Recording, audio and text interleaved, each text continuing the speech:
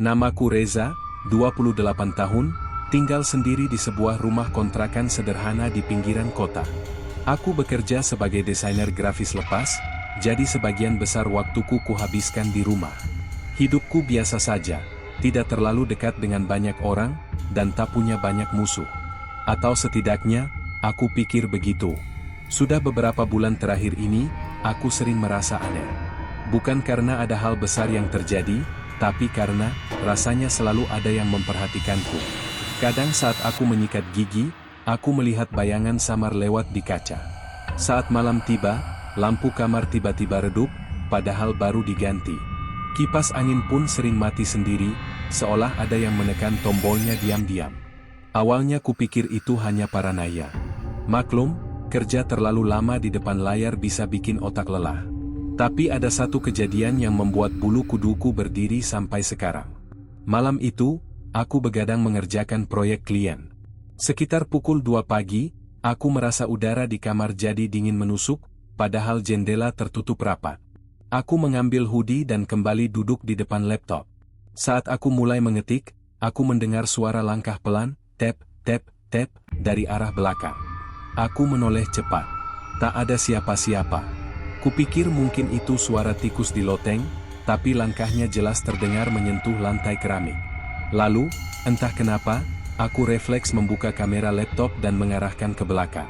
Layar menampilkan bayangan hitam, tinggi, kurus, berdiri diam di pojok ruangan. Tapi saat ku tengok langsung ke arah itu, tak ada apa-apa. Kupastikan ulang lewat kamera. Bayangan itu tetap ada, diam tak bergerak. Aku panik. Kututup laptopku keras-keras dan langsung membaca doa sebisaku. Kutidurkan tubuhku sambil memejamkan mata rapat-rapat. Tapi malam itu, aku merasa seseorang duduk di sisi tempat tidur. Nafasnya berat. Ada hembusan hangat menusuk tengkuku. Tapi aku tak berani membuka mata. Keesokan paginya, aku bangun dengan kepala berat dan leher terasa lebam, seperti dicekik semalaman. Namun anehnya, tidak ada bekas luka. Tidak ada bukti apapun bahwa ada yang masuk ke kamarku. Tapi sejak malam itu, gangguan jadi lebih sering. Benda-benda berpindah tempat. Handphone sering mati sendiri. Bahkan, aku pernah mendengar suara tawa kecil dari dalam lemari saat tengah malam. Aku bercerita pada teman dekatku, Reno. Ia menyarankan untuk memanggil orang pintar atau ustaz. Tapi aku ragu. Aku orang rasional, tak mudah percaya begitu saja. Namun semua berubah setelah Reno datang ke rumahku suatu sore.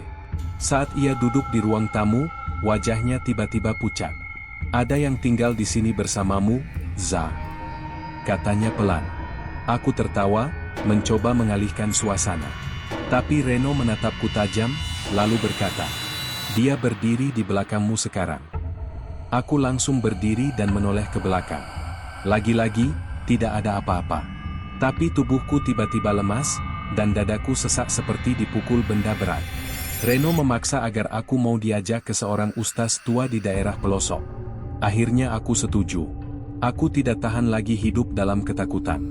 Saat kami bertemu ustaz itu, tanpa banyak basa-basi beliau langsung berkata, "Kamu sudah lama dikirimi. Jin ini tidak menempel begitu saja. Ini ada yang mengirim, dan dia ingin hidupmu hancur." Aku tertegun. "Mengirim? Siapa? Kenapa?" Ustaz itu memejamkan mata sebentar. Bibirnya komat kamit membaca sesuatu, lalu berkata, "Dia yang kamu sakiti dulu. Tapi kamu bahkan tak sadar pernah menyakitinya." Aku makin bingung. Siapa yang begitu membenciku sampai mengirim makhluk halus untuk mengikutiku sepanjang waktu? Tapi Ustaz hanya menatapku dalam-dalam dan berkata, "Mereka yang diam, kadang menyimpan dendam paling dalam." Setelah mendengar kata-kata ustaz itu, jantungku berdegup kencang. Aku duduk lemas di lantai ruang tamu rumahnya. Mataku tak bisa lepas dari tatapan beliau yang dalam, seolah bisa melihat ke balik lapisan waktu dan kesadaranku. "Apa maksudnya, ustaz? Siapa yang mengirim makhluk itu?" tanyaku gemetar. Ustaz itu hanya mengangguk pelan. Ia bangkit, mengambil segelas air putih dari kendi tanah liat, lalu membacakan doa-doa yang membuat udara di ruangan semakin berat. Reno duduk diam di sampingku, wajahnya pucat pasi. Setelah beberapa menit, Ustaz membuka matanya dan berkata, "Makhluk itu bukan sembarang jin. Dia dipanggil lewat ritual lama. Pengirimnya menyimpan benda milikmu sebagai media. Mungkin rambut, foto, atau pakaian." Aku menelan ludah. "Tapi siapa yang bisa sejahat itu, Ustaz?" Beliau menatapku dan berkata, "Ingat seseorang bernama Dita?" Namanya langsung mengguncang memoriku. Dita, gadis pendiam dan baik hati yang dulu satu kantor denganku, sekitar 4 tahun lalu. Kami pernah dekat, sangat dekat. Tapi aku yang menghancurkan semuanya. Aku mempermainkan hatinya. Waktu itu aku tidak serius. Aku masih muda dan sombong. Dita menyukai aku lebih dalam dari yang kubayangkan. Tapi aku menghilang begitu saja, ghosting, dan bahkan menyebarkan candaan ke teman kantor bahwa dia terlalu clingy dan freak. Kami sempat bertengkar di kantor, dan setelah itu dia resign tanpa kabar. Aku kira itu sudah berlalu.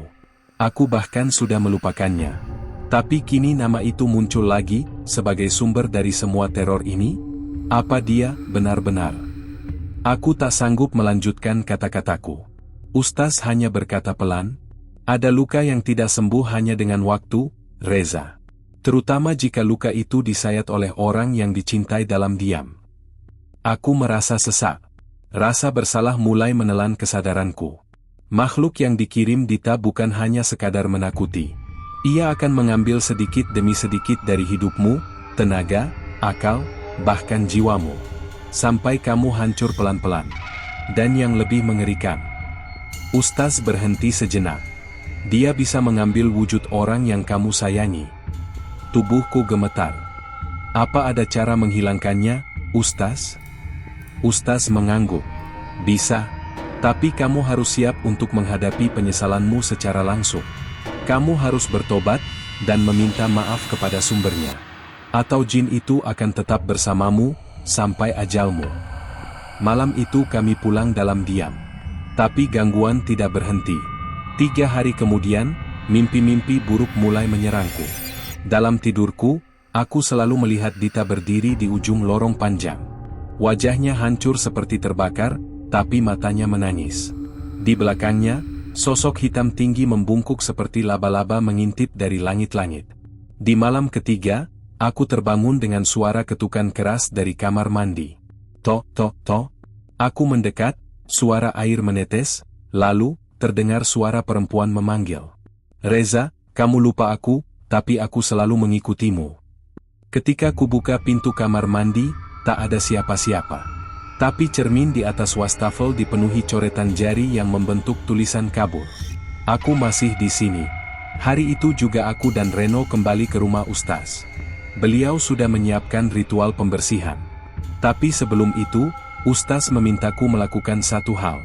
Menghubungi Dita. Aku tidak tahu harus berkata apa. Tapi aku mencoba. Kucari namanya di media sosial. Tak kutemukan. Sampai akhirnya Reno menyarankan mencarinya lewat kenalan lama di kantor dulu. Beberapa jam kemudian, kami dapat kabar. Dita kini tinggal di kota kecil di Jawa Tengah. Menurut temanku, dia berubah drastis setelah resign. Menutup diri, tidak banyak bicara, dan sering datang ke tempat-tempat gelap yang dianggap angker. Ada rumor dia pernah dekat dengan seorang dukun. Aku mulai sadar, dendam yang kupikir sepele, ternyata membentuk monster yang mengikutiku selama ini. Dan sekarang, aku harus berhadapan langsung dengan masa laluku. Aku berdiri di depan sebuah rumah tua di lereng perbukitan Wonosobo, udara dingin menusuk ke tulang, tapi yang membuatku menggigil adalah kenyataan bahwa aku akan menemui Dita. Perempuan yang dulu hanya kuanggap bayangan kecil dalam hidupku, tapi kini berubah menjadi pusat dari semua mimpi buruk. "Ini rumahnya?" tanya Reno dengan suara pelan. Aku mengangguk. Rumah itu tampak sunyi. Dindingnya kusam, jendela-jendelanya ditutup kain hitam. Tapi anehnya, halaman depan rumah itu penuh dengan bunga melati yang sudah mengering. Kami mengetuk pintu. Tak ada jawaban. "Tok, tok, tok." Lalu, terdengar suara dari balik pintu, serak dan lambat, "Masuk saja." Aku menatap Reno, lalu dengan ragu-ragu mendorong pintu kayu tua itu. Di dalam, aroma dupa dan bunga sangat menyengat. Ruangan remang. Lampu gantung temaram menyala kuning redup. Di tengah ruangan, seseorang duduk membelakangiku. Rambutnya panjang dan acak-acakan. Tubuhnya kurus, seperti tak makan berhari-hari. "Dita?" Suaraku tercekat. Perempuan itu tidak menoleh, hanya berkata, "Akhirnya kamu datang juga, Reza." Aku melangkah pelan. Aku datang untuk minta maaf. Semua ini salahku. Aku tahu aku pengecut, dan aku menyakitimu. Perempuan itu masih tak bergerak. "Terlambat, Reza. Kau sudah membuka gerbang itu. Dan sesuatu dari balik gelap sudah merasa betah di sekitarmu." Tiba-tiba terdengar suara mendesis dari pojok ruangan.